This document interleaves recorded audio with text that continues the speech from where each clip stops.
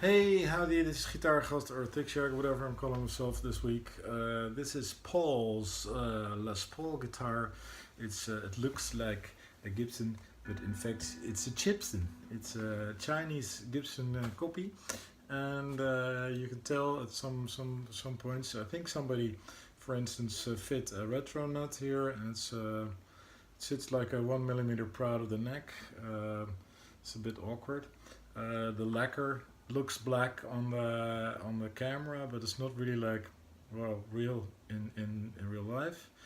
The logos seem to sit too much on top of the lacquer. They should be sitting deeper in the paint. The font on standard thing is the lid is not right, and there's actually no wood below the screw. This is a bit weird because this is obviously where the cavity is, where the threshold is sitting. And has a normal hex opening in it, so it's not a nut as you would expect in a Gibson. Well, the frets were completely horrible. A lot of them were had flat tops, and there were lots of nasty dents around the campfire region.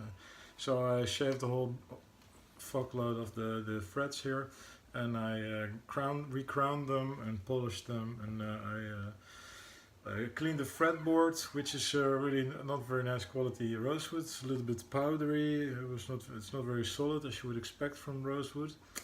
And I gave it a nice oil job again. Somebody retrofitted new tuners on here because it has Grovers now, but it probably had some cheaper stuff on it before. Somebody also put a Grover tailpiece on there, and I think a Grover saddle, what is it, this bridge thing. It was rather flat, so I must say that the setup was not bad at all. The setup was rather flat, and it still is. It was intonated because Paul was worried about the intonation, but the intonation was, apart from the A string, was rather good still, so I only had to tinker with it for just a little bit, ever so slightly. Well, if you play fast and you run fast on the stage, nobody will ever tell that it's not a proper Gibson. The story of Paul is that he actually owned two real Gibsons prior to this one, and he was not satisfied with the quality, and he had returned both of those guitars, and then he had got his hands on this Chibson one, and he was very satisfied. So sometimes the stories can be strange like that. The lacquer looks good. The book matched maple top looks really nice. The back cavity doesn't look very nice.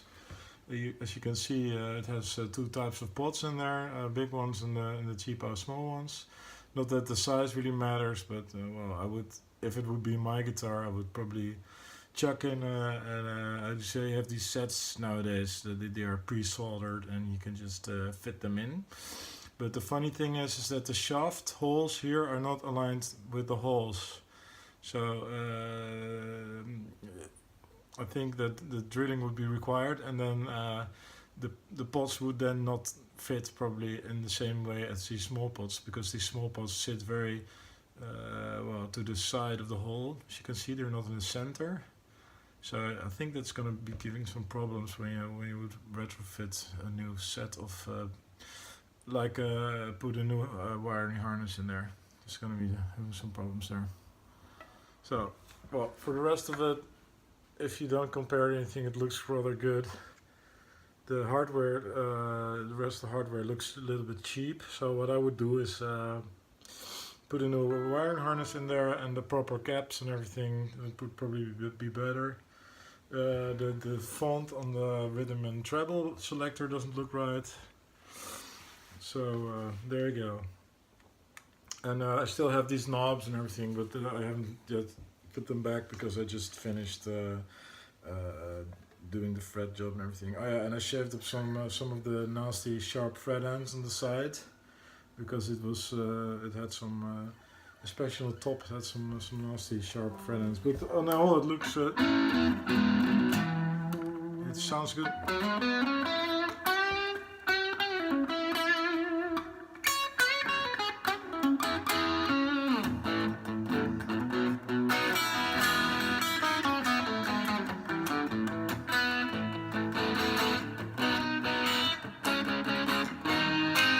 supposedly Paul had put in some Seymour Duncan pickups here, and they sound the part. They're pretty good.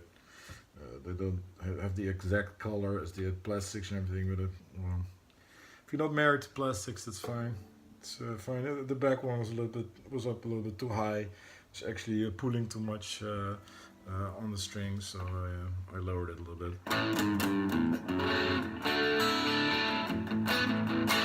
So don't buy a Chibson. Maybe some people get lucky, like Paul. Yours is pretty nice, but I would just save up a little bit and try a couple of real ones, because as you know, Gibson is dead in the water at the moment. So buy Gibson, people. Don't buy fakes. At the end of the day, it's still inauthentic. It's just like well, it's a replica. It's not the real thing. So come pick it up. See you guys next time. It's my first Chibson. How about that? Bye bye.